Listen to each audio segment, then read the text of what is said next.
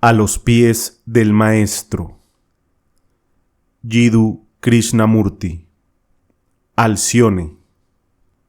Prefacio. Por ser un hermano de más edad, se me ha concedido el privilegio de escribir algunas palabras como prefacio a este pequeño libro, el primero que ha escrito un hermano más joven de cuerpo, ciertamente, pero no de alma. Las enseñanzas en él contenidas le fueron dadas por su maestro al prepararlo para la iniciación, y él las ha transcrito de memoria, lenta y laboriosamente, porque el año anterior sabía mucho menos inglés que ahora. La mayor parte de esta obra es una reproducción de las propias palabras del maestro, y lo que no sea reproducción verbal es el pensamiento del maestro revestido de las palabras de su discípulo. El maestro suplió 2 frases omitidas. En otros 2 casos fue agregada una palabra que faltaba. Aparte de esto, la obra es enteramente de Alcione, su primera dádiva al mundo. Que este libro pueda ayudar a otros, así como la enseñanza oral le ayudó a él. Con tal esperanza nos lo da.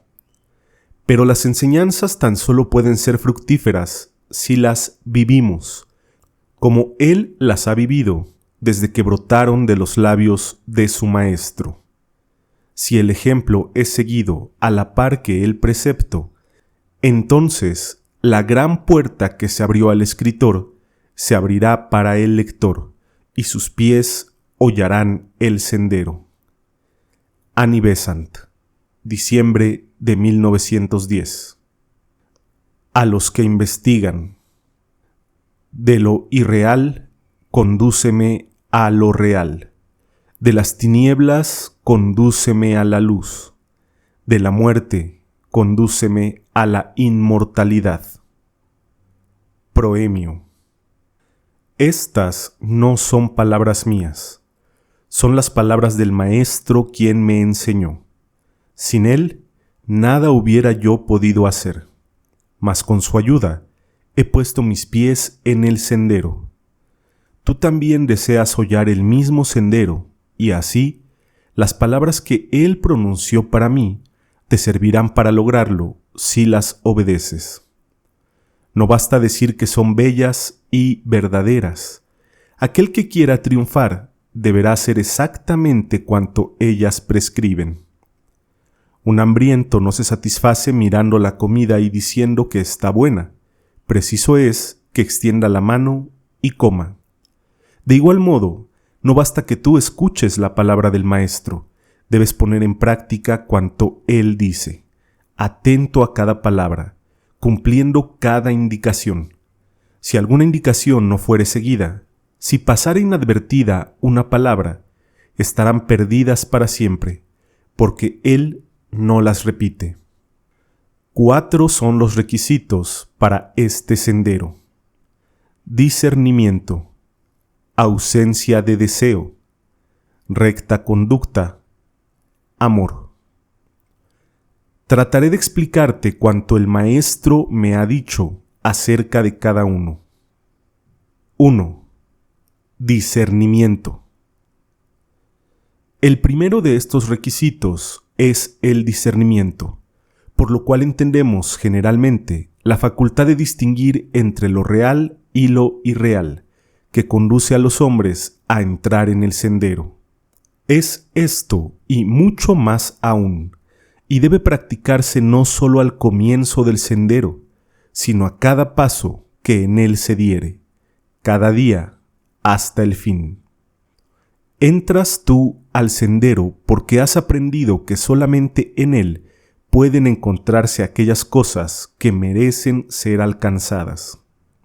Los hombres que no saben trabajan por conquistar riquezas y poder, pero estos duran a lo sumo una sola vida y por tanto son irreales.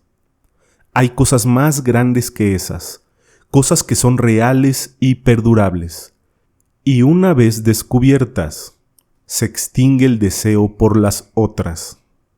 Solamente dos clases de seres existen en todo el mundo: los que conocen y los que no conocen. Y este conocimiento es lo que importa. La religión que un hombre profesa, la raza a que pertenezca, no son cosas importantes.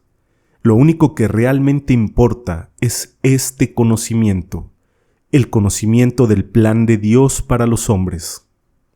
Porque Dios tiene un plan, y este plan es la evolución. En cuanto al hombre ha comprendido este plan y lo conoce realmente, no puede menos que colaborar en él e identificarse con sus designios, tan gloriosos son como bellos. Así pues, en virtud de este conocimiento, se hallará de parte de Dios, erigiéndose en sustentador del bien y opositor del mal, trabajando por la evolución y no por el interés propio. Si estás de parte de Dios, eres uno de los nuestros, y nada importa que te llame hinduista, budista, cristiano o maometano, que seas indio o inglés, ruso o chino. Quienes están de su parte saben por qué están allí y qué deberían hacer, y están tratando de hacerlo. Todos los demás ignoran aún lo que deben hacer, y, por consiguiente, a menudo actúan neciamente y tratan de inventar procedimientos que creen puedan serles agradables, sin darse cuenta de que todos somos uno, y de que, por tanto, solo aquello que el uno quiere puede ser siempre placentero para cualquiera. Van ellos en pos de lo irreal, y no de lo real. Hasta que hayan aprendido a distinguir entre los dos, no podrán inclinarse hacia la parte de Dios. Por tanto, este discernimiento es el primer paso.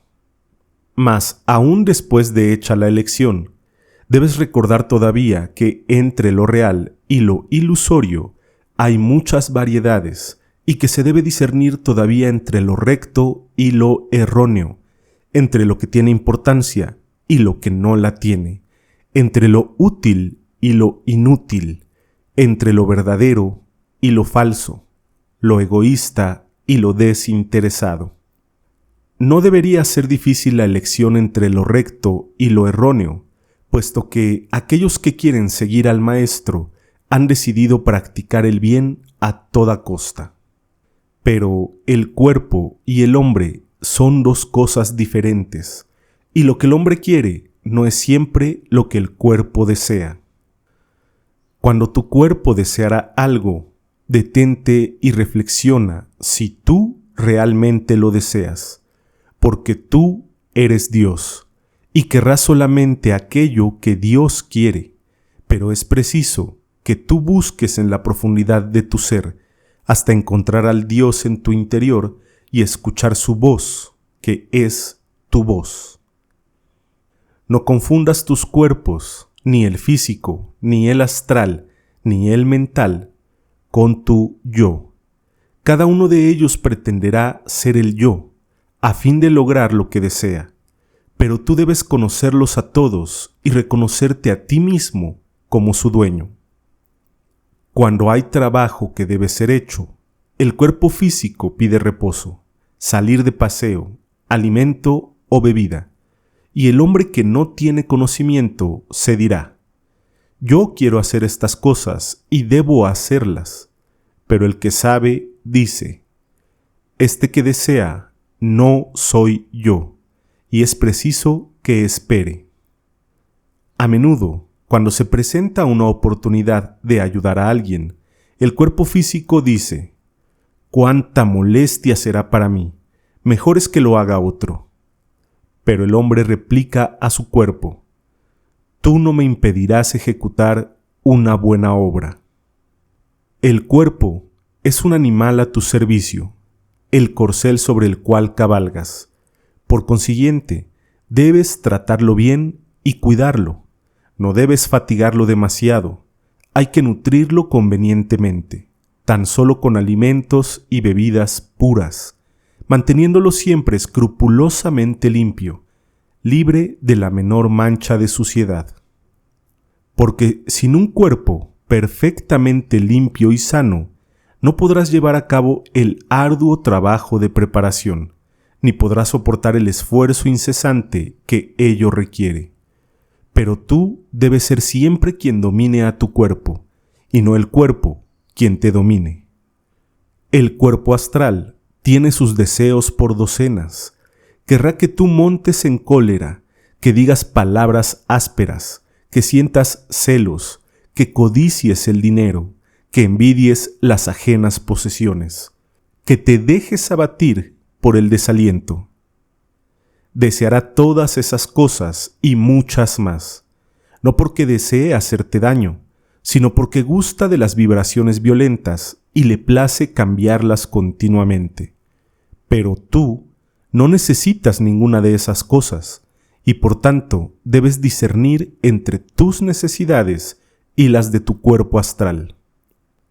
Tu cuerpo mental deseará considerarse orgullosamente separado de otros, pensar mucho en sí y poco en el prójimo. Aun cuando lo hayas desligado de los intereses mundanos, todavía tratará de ser egoístamente calculador y de hacerte pensar en tu propio progreso en vez de pensar en la labor del maestro y en ayudar a los demás. Cuando medites, tratará de hacerte pensar en las 1000 diversas cosas que él desea, y no en la cosa única que tú anhelas. No eres tú esa mente, sino que ella está a tu servicio, y por lo mismo, también en esto necesitas el discernimiento. Vigila, pues, incesantemente, porque de otro modo fracasarás. El ocultismo no admite componendas entre lo bueno y lo malo. A cualquier costa deberás hacer aquello que sea correcto y abstenerte de lo indebido, sin reparar en lo que piense o diga el ignorante. Estudia profundamente las leyes ocultas de la naturaleza, y cuando las hayas conocido, adapta tu vida a ellas, empleando siempre la razón y el sentido común. Debes distinguir entre lo importante y lo no importante. Firme como una roca cuando se trate de la rectitud o de la maldad, cede siempre en las cosas que no tengan importancia, porque habrás de ser siempre afable y bondadoso, razonable y condescendiente, dejando a otros la misma plena libertad que a ti te es necesaria. Procura seleccionar aquello que merezca hacerse, y recuerda que no debes juzgar por la magnitud de la cosa. Una minucia que sea directamente inútil para la labor del maestro es mucho más digna de hacerse que una cosa notoria que el mundo juzgaría buena y grande. Debes distinguir no solo lo útil de lo inútil, sino también lo más útil de aquello que sea menos útil. Alimentar a los pobres es una obra buena, noble y útil, pero alimentar las almas es más noble y más útil que nutrir los cuerpos. Cualquier rico puede alimentar los cuerpos, pero solo quienes poseen el conocimiento pueden alimentar las almas. Si posees el conocimiento, tu deber es ayudar a otros a obtenerlo.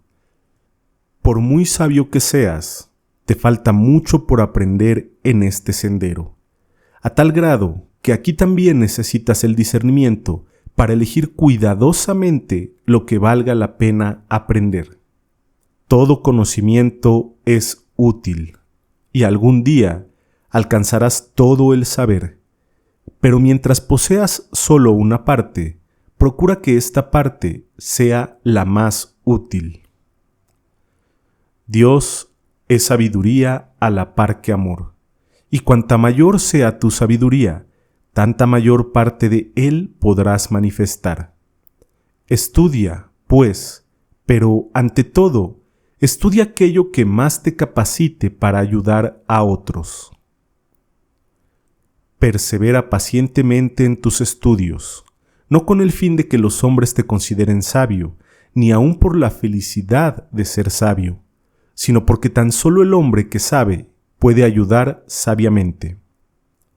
Por grande que sea tu anhelo de prestar ayuda, si eres ignorante, podrías hacer más mal que bien. Deberás distinguir entre la verdad y la falsedad. Deberás aprender a ser veraz en todo, en el pensamiento, en la palabra y en la acción. Primeramente, en el pensamiento. Y esto no es fácil, porque en el mundo hay muchos pensamientos falsos, muchas necias supersticiones, y quien se hallare esclavizado por ellas no podrá progresar. Por consiguiente, no debes abrigar una creencia simplemente porque mucha gente piense así, ni porque haya existido por siglos, ni porque esté escrita en cualquier libro que los hombres tengan por sagrado. Deberás pensar por ti mismo y juzgar por ti mismo si la creencia es razonable. Recuerda que aunque 1000 personas estén de acuerdo sobre un asunto, si nada saben acerca de tal asunto, su opinión carece de valor. Quien desee hollar el sendero deberá aprender a pensar por sí mismo, pues la superstición es uno de los mayores males del mundo, uno de los grilletes de los cuales deberás liberarte por completo. Debe ser verdadero tu pensamiento respecto de los demás. No pienses de ellos lo que no te conste, ni supongas que ellos te tienen de continuo en su mente. Si una persona hiciere alguna cosa que tú creas puede causarte daño, o dijere algo que creas que refiere a ti, no pienses enseguida, «Este quiere ofenderme». Muy probable es que ni siquiera haya pensado en ti, porque cada alma tiene sus propias dificultades, y sus pensamientos giran principalmente en torno de sí misma. Si alguna persona te hablare coléricamente, no pienses, «Me odia, trata de perjudicarme». Probable es que cualquiera otra persona o cosa le haya puesto iracundo, y por haberte encontrado, descargue sobre ti su cólera. Él está actuando estultamente, porque la ira es tontería, mas no por eso te es lícito pensar erróneamente de él. Cuando llegues a ser discípulo del Maestro, podrás siempre verificar la exactitud de tu pensamiento, comparándolo con el suyo. Porque el discípulo es uno con su Maestro, y basta con que eleve su pensamiento hasta el pensamiento del Maestro, para percibir inmediatamente si concuerda con él. Si no está de acuerdo, su pensamiento no es correcto, y lo cambiará instantáneamente, porque el pensamiento del Maestro es perfecto, pues él lo sabe todo. Aquellos quienes todavía no han sido aceptados por él no pueden hacerlo así por completo, pero mucho podrán ayudarse deteniéndose a menudo y proponiéndose la pregunta: acerca de esto, ¿qué pensará el Maestro? En esta circunstancia, ¿qué haría o qué diría el Maestro? Porque jamás deberás hacer o decir o pensar aquello que no puedas imaginar que el Maestro haga, diga o piense. Debes igualmente ser verídico en la conversación, preciso y sin exageración. Nunca atribuyas motivos a otro. Solo su Maestro conoce sus pensamientos, y podría suceder que aquel actúe por razones que jamás hayan pasado por tu mente. Si oyeres palabras de descrédito para alguien, no las repitas. Podrían no ser ciertas, y, aunque lo fuesen, es más caritativo callar. Reflexiona bien antes de hablar para que no digas inexactitudes. Sé sincero en la acción. Nunca pretendas aparecer diferente de como realmente eres, porque toda simulación es un obstáculo para la luz pura de la verdad, que debería resplandecer a través de ti como la luz solar refulge a través de un limpio cristal. Aprende a distinguir entre lo egoísta y lo desinteresado, porque el egoísmo tiene muchas formas, y cuando crees haberlo destruido por fin en una de ellas, surge en otra, tan fuerte como siempre. Pero gradualmente estarás tan lleno del pensamiento de ayudar a los demás, por lo que no tendrás ya lugar ni tiempo para pensar en ti mismo. Tienes aún que usar el discernimiento en otra forma. Aprende a descubrir a Dios en cada uno y en todas las cosas, por malos o malas que puedan parecer superficialmente. Puedes ayudar a tu hermano mediante aquello que tienes de común con él, que es la vida divina. Aprende el modo de despertar aquella vida en él. Aprende a hacer un llamamiento a esa vida en él, y de esta suerte salvarás a tu hermano del mal. 2. Ausencia de deseo. Hay muchas personas para quienes la carencia de deseos es una cualidad difícil de adquirir, porque sienten que sus deseos son su ser mismo, que si los deseos que les son peculiares, si sus agrados y desagrados fuesen eliminados, nada de sí mismo quedaría. Pero estos son solamente los que no han visto al Maestro. A la luz de su sacra presencia, todo deseo se extingue, excepto el de ser como Él. Sin embargo, antes de tener la alegría de encontrarlo frente a frente, podrás conseguir la ausencia de deseo si así lo quieres. Te ha mostrado ya el discernimiento que las cosas codiciadas por la mayoría de los hombres, tales como las riquezas y el poder, no valen la pena de poseerlas. Cuando esto se siente de verdad y no es un simple decir, cesa todo deseo de ellas. Hasta aquí todo es sencillo y solo se requiere que tú comprendas. Pero hay algunos que abandonan los objetivos terrenales solo con el fin de conseguir el cielo o de obtener la liberación personal del renacimiento. Tú no debes caer en ese error. Si por completo has olvidado el yo personal, no es posible que te preocupe cuándo quedará libre ese yo, ni qué clase de cielo obtendrá. Recuerda que todo deseo egoísta encadena, por elevado que pueda ser su objeto, y mientras no te hayas desprendido de él, no estarás enteramente libre para dedicarte a la labor del Maestro. Destruido que hayas todos los deseos relativos a la personalidad, podrá todavía quedarte el deseo de percibir el resultado de tu labor. Al prestar ayuda a alguien, querrás ver en cuánto le has ayudado, y aún quizá desearás que él o ella también lo reconozca y quede agradecido o agradecida. Pero esto todavía es deseo y también falta de confianza. Cuando hagas el esfuerzo por ayudar, debe producirse un resultado, ya sea que puedas percibirlo o no. Si conoces la ley, sabes que así debe ser. Por tanto, deberás hacer el bien por amor al bien y no con la esperanza de la recompensa. Deberás trabajar por amor al trabajo, no con la esperanza de percibir el resultado. Deberás dedicarte al servicio del mundo porque lo amas y porque no puedes prescindir de ayudarlo. No desees poderes psíquicos. Ya vendrán cuando el Maestro juzgue que es mejor para ti que los poseas. Muchos sufrimientos derivan a veces del esfuerzo para forzar su prematuro desarrollo.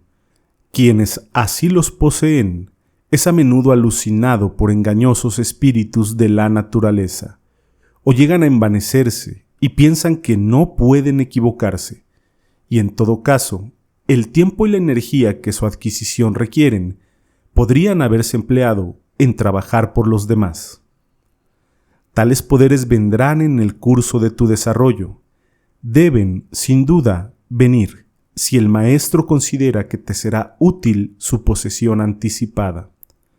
Él te dirá cómo desarrollarlos sin peligro. Hasta entonces, mejor estás sin ellos. Guárdate a sí mismo de ciertos pequeños deseos que son comunes en la vida diaria. Nunca desees figurar ni aparecer inteligente. No desees hablar. Bien está hablar poco. Mejor aún es callar del todo. A menos de que estés perfectamente seguro de que lo que vas a decir es verdadero, bueno y útil. Antes de hablar, considera atentamente si lo que vas a decir reúne aquellos 3 requisitos. Si no los tiene, guarda silencio. Bueno será que te acostumbres desde ahora a pensar cuidadosamente antes de hablar, porque una vez alcanzada la iniciación, deberás vigilar cada palabra a fin de que no se te escape lo que no debe ser revelado. Gran parte de la conversación usual es frívola e inútil, y si además cayere en la murmuración, se vuelve maligna. Acostúmbrate, pues, a escuchar antes que hablar. No des tus opiniones si no se te piden directamente. Un enunciado de las cualidades requeridas las presenta así: saber, osar, querer, callar. Y la última de estas 4 es la más difícil de todas. Otro deseo muy común que debes reprimir severamente es el de inmiscuirte en los asuntos de otros. Lo que otra persona haga, diga o crea es cosa que no te importa y debes aprender a dejarla completamente a su albedrío. Los demás tienen pleno derecho a la libertad de pensamiento, de palabra y de acción, mientras no intervengan en asuntos de otro. Tú mismo reclamas el derecho de hacer cuanto creas justo, y debes conceder a otros la misma libertad, y cuando hagan uso de ella, no tienes derecho a criticarlos. Si crees que alguien procede mal, y puedes hallar la ocasión de hacerle la observación en privado, con perfecta dulzura, ¿por qué piensas así? Es posible que lo convenzas, pero muchos casos hay en que aun esto resultaría una intromisión indebida. Por ningún motivo deberás tampoco ir a murmurar de ello con tercera persona, porque eso sería una acción extremadamente malvada. Si ves tratar con crueldad a un niño o un animal, es tu deber defenderlos. Si observas que alguien viola las leyes del país, deberás informar a las autoridades. Si se te confía el cargo de educar a una persona, será tu deber hacerle notar con dulzura sus defectos. Exceptuando tales casos, ocúpate de tus propios asuntos y cultiva la virtud del silencio. 3. Recta conducta. El maestro especifica así las 6 reglas de conducta que son especialmente requeridas. Primera, dominio de sí por lo que atañe a la mente. Segunda, dominio de sí en la acción. Tercera, tolerancia. Cuarta, contentamiento y alegría. Quinta, finalidad única. Sexta, confianza.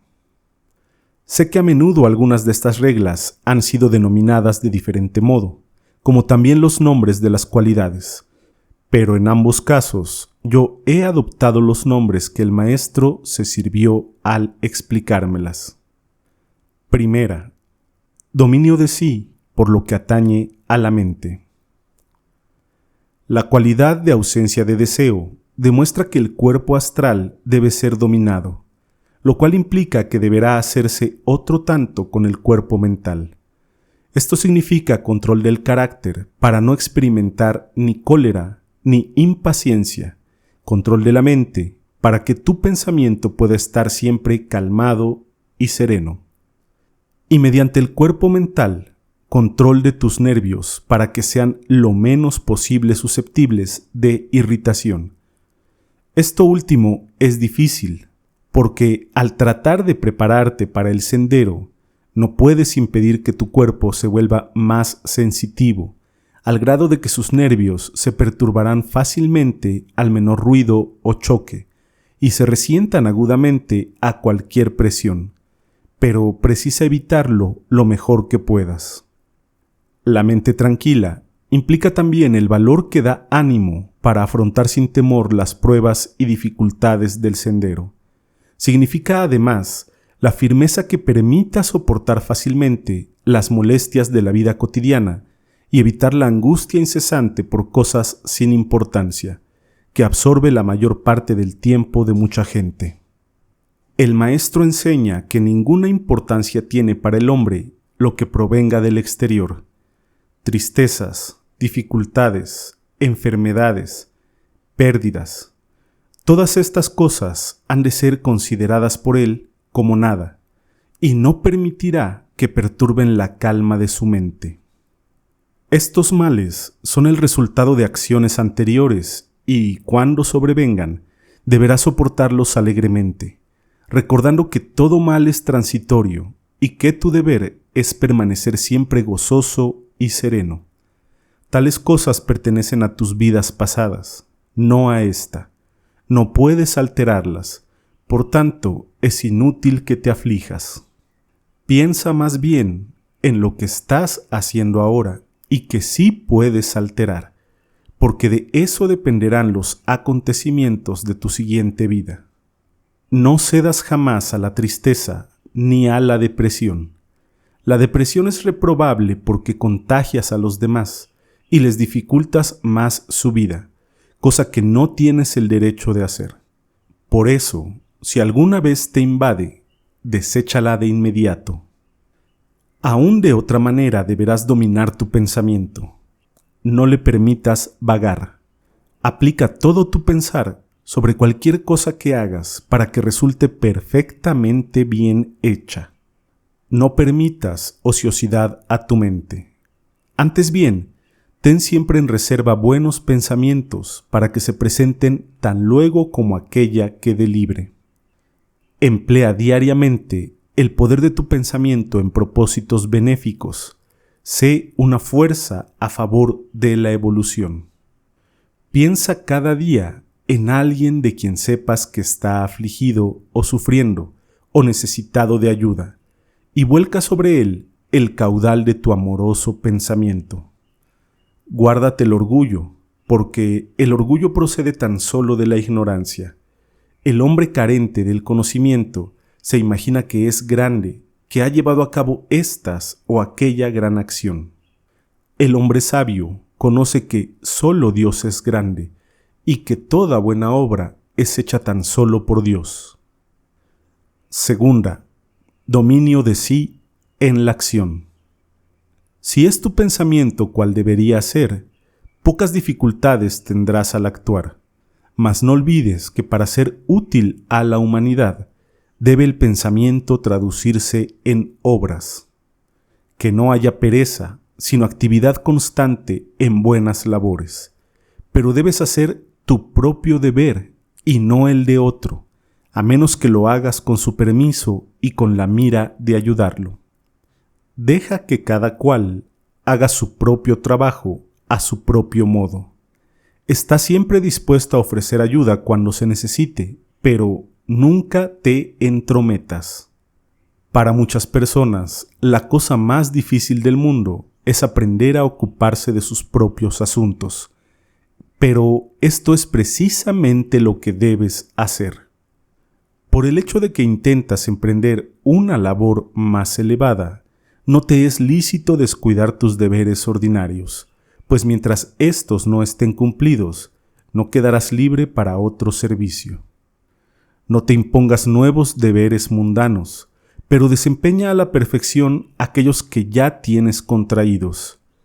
Es decir, todos los deberes evidentes y razonables que tú mismo reconozcas, no los deberes imaginarios que otros traten de imponerte. Si has de seguir al maestro, preciso es que lleves a cabo el trabajo ordinario mejor que los demás, no peor, porque hasta eso también debe ser hecho en su nombre. Tercera, tolerancia. debes alimentar sentimientos de perfecta tolerancia para todos y un cordial interés por las creencias religiosas de otros, tanto como el que sientes por las tuyas propias, porque su religión, lo mismo que la tuya, sirve de sendero hacia lo supremo, y para ayudar a todos deberás comprenderlas todas. Pero a fin de lograr esta perfecta tolerancia, primeramente deberás liberarte del fanatismo y de la superstición. Has de saber que no hay ceremonias indispensables. De lo contrario, te creerías superior, en cierto modo, a quienes no las practican. Pero no hay que condenar a quienes aún se aferran a las ceremonias. Deja que procedan como gusten, solo que ellos, a su vez, te dejen libre a ti, que conoces la verdad. No deben tratar de hacerte volver a la fuerza, a lo que ya has dejado atrás. Sé indulgente en todo y benevolente en todas las cosas. Ahora que tus ojos se han abierto, podrán parecerte absurdas algunas de tus viejas creencias y de tus antiguas ceremonias, y quizás lo sean en realidad. No obstante, si bien tú ya no puedes participar en ellas, respétalas en obsequio de aquellas buenas almas para las cuales son todavía importantes. Ocupan su puesto, tienen su utilidad. Son como aquellas 2 líneas que de niño te servían para escribir recta y uniformemente, hasta que tu mano aprendiera a hacerlo mucho mejor y más libremente sin ellas. Por un tiempo te fueron necesarias, mas aquel tiempo ya pasó. Un gran instructor escribió una vez: cuando yo era niño, hablaba como niño, comprendía como niño y pensaba como niño. Pero al llegar a hombre, he desechado las cosas infantiles. Ahora bien, aquel que haya olvidado su niñez y haya perdido toda simpatía hacia los niños, no es el hombre apto para instruirlos o ayudarlos. Por lo tanto, considera a todos los seres con bondad, con dulzura y tolerancia, pero a todos igualmente, sean budistas o hindúes, jainos o judíos, cristianos o maometanos. 4. Contentamiento y alegría. Soporta tu karma, cualquiera que sea, con ánimo alegre, considerando como un honor el sufrimiento que te sobrevenga, porque ello demostrará que los regentes del karma te juzgan digno de ayuda. Por duro que sea, agradece que no haya sido peor. Recuerda que eres de poca utilidad al maestro, mientras tu mal karma no se haya agotado y quedes libre. Al ofrecerte a él, pediste que tu karma se acelerase, de modo que ahora, en 1 o 2 vidas, agotarás resultados que de lo contrario pudieran haber sido repartidos en 1 centenar de encarnaciones. Mas para obtener mayor provecho, debes soportarlo con alegría y contentamiento. Otro punto más. Debes renunciar a todo sentimiento de posesión. Karma podría separarte de las cosas que más estimas, aun de las personas a quienes más ames.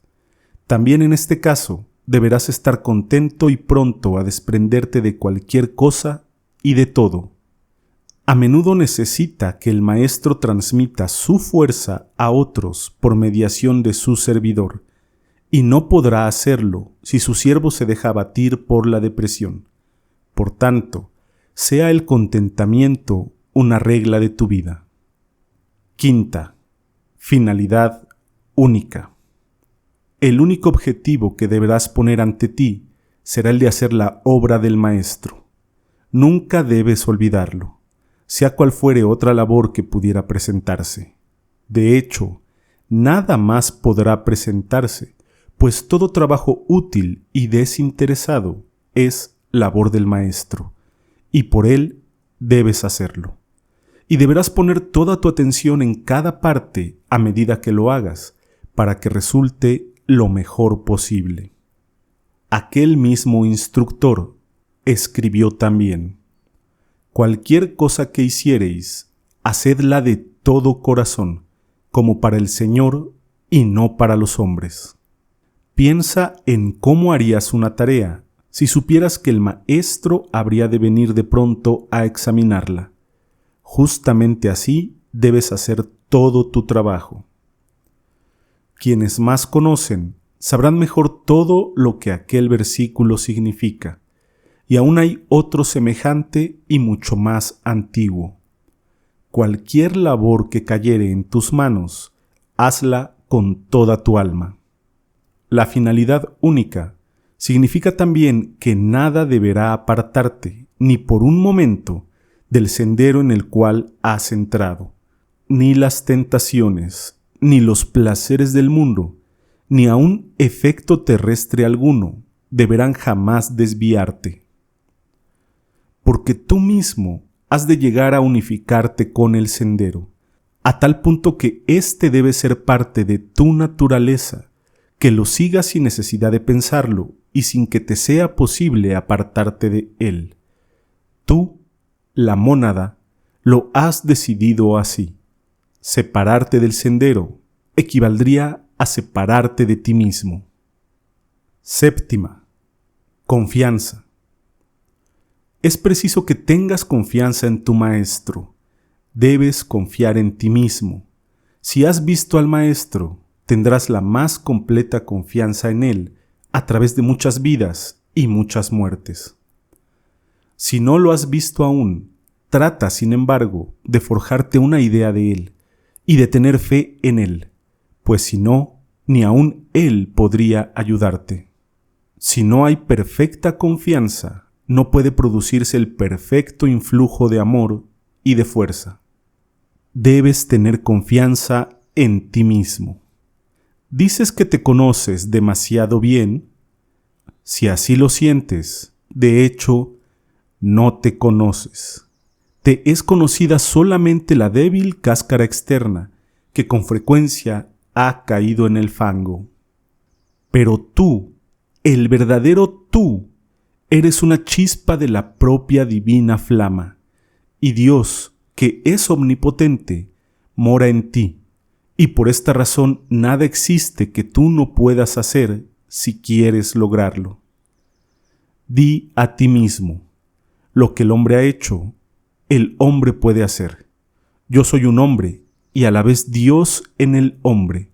Puedo hacer tal cosa y resuelvo hacerla, porque tu voluntad deberá ser como el templado acero, si quieres hollar el sendero. 4. Amor. De todas las cualidades requeridas, la más importante es el amor, porque si el amor está suficientemente desarrollado en un ser, le obliga a adquirir todas las demás, y todas ellas, sin amor, jamás serían suficientes. Con frecuencia se le interpreta como un intenso deseo por la liberación de la rueda de nacimientos y muertes, y por la unión con Dios. Pero tal interpretación da cabida al egoísmo y solo expresa parte de su significado. No es tanto deseo como voluntad, resolución, determinación. Para que produzca su resultado, esta resolución deberá compenetrar tu naturaleza entera, de suerte que no quede lugar para cualquier otro sentimiento. Efectivamente, es la voluntad de ser uno con Dios, no para escapar del cansancio y sufrimiento, sino a fin de poder actuar con Él y como Él a causa de tu profundo amor por Él. Puesto que Dios es amor, tú, que anhelas llegar a ser uno con Él, debes estar lleno de perfecto desinterés y también de amor. En la vida cotidiana, esto implica dos cosas. Primero, que cuides de no dañar a ningún ser viviente. Segundo, que siempre estés pendiente de cualquier oportunidad de prestar ayuda. Primeramente, no dañar en modo alguno. 3 son los pecados que en el mundo producen más daño que todos los demás: la maledicencia, la crueldad, y la superstición, porque son pecados contra el amor. El hombre que deseare llenar su corazón con el amor de Dios deberá estar continuamente en guardia contra estos tres. Observa lo que hace la murmuración. Comienza con un mal pensamiento, lo que es ya de por sí un crimen. Pero en cada uno y en todas las cosas hay algo bueno. En cada uno y en todas las cosas hay algo malo. Lo uno o lo otro pueden ser reforzados con el pensamiento, y de esta manera podremos ayudar o estorbar la evolución. Podremos hacer la voluntad del logos o ponerle resistencia. Si piensas en el mal que hubiere en otros, estarás haciendo al mismo tiempo tres cosas perniciosas. Primera, estás llenando los confines de tu medio ambiente con malos pensamientos en vez de buenos, y por tanto estás aumentando la pesadumbre del mundo.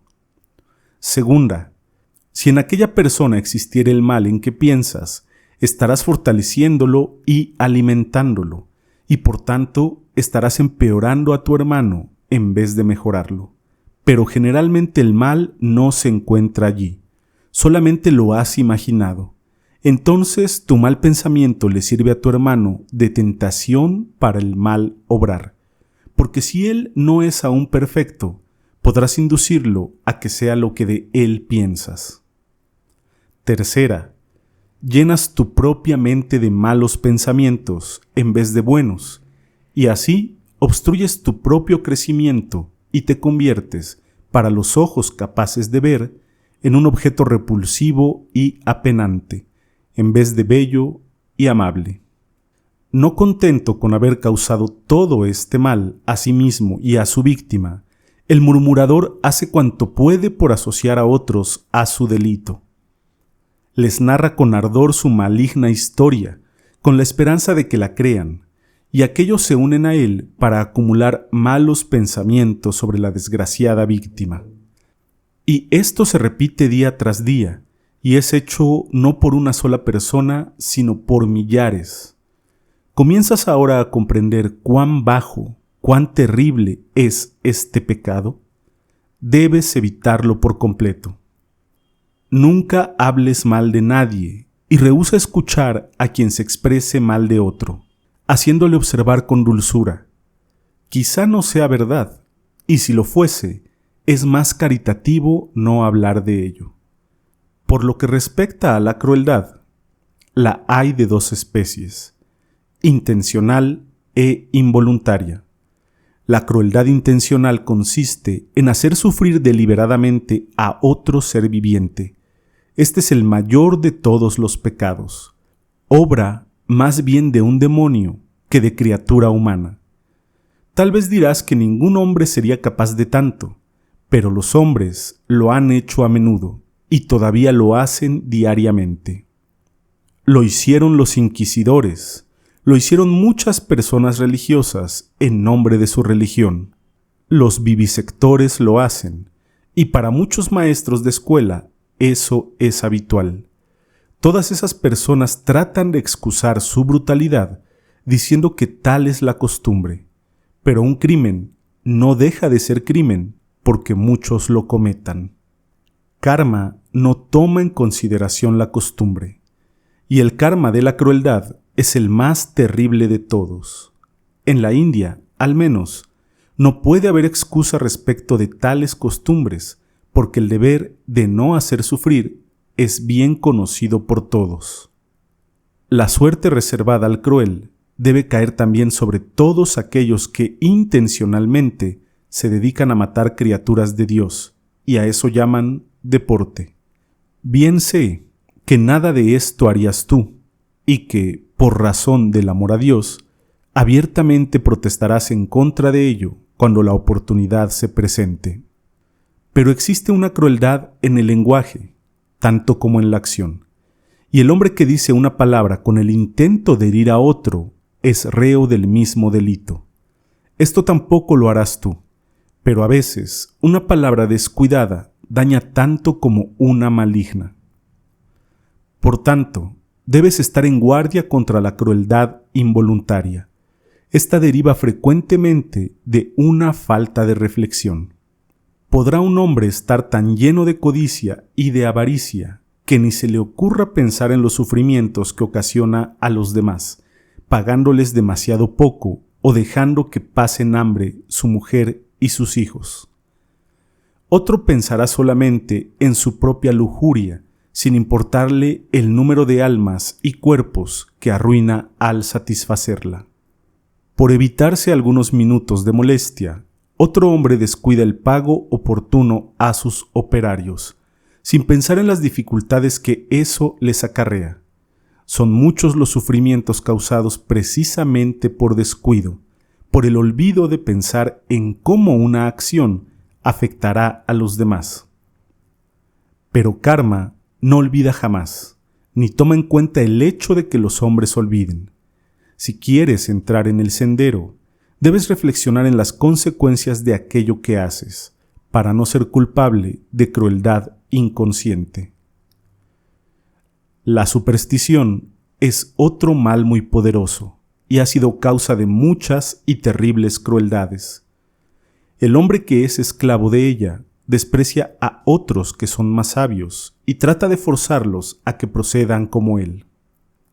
Piensa en la horrible carnicería producida por la superstición de que los animales deberán ser sacrificados, y también por aquella superstición, más cruel aún, de que los hombres necesitan nutrirse de carne. Piensa en el tratamiento que la superstición impone a las clases despreciadas en nuestra bien amada India, y observa cómo esa mala cualidad puede alimentar despiadada crueldad aun en aquellos que conocen el deber de la fraternidad.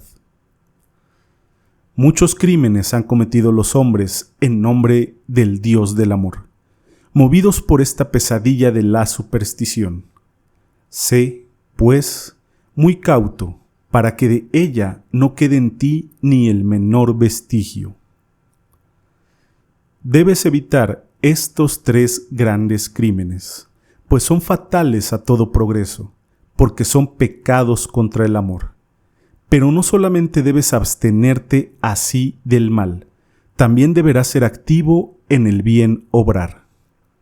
A tal punto habrás de estar lleno de intenso anhelo de ser servicial, que continuamente aproveches la ocasión de ser útil a todo aquello que te rodea, no solamente a los hombres, sino también a los animales y a las plantas. Es preciso servir en las pequeñas circunstancias de la vida diaria para adquirir el hábito y no dejar escapar, cuando se presenten, las raras oportunidades de hacer alguna cosa grande. Porque si tú anhelas ser uno con Dios, no sea en consideración a tu provecho, sino para que logres convertirte en un canal por donde pueda fluir su amor hasta llegar a tus semejantes. Quien se halla en el sendero no existe para sí mismo, sino para los otros. Se ha olvidado de sí para poder servirles. Es como una pluma en la mano de Dios, a través de la cual pueda fluir el pensamiento divino y encontrar, aquí en la tierra, una expresión que sin tal intermedio no podría tener.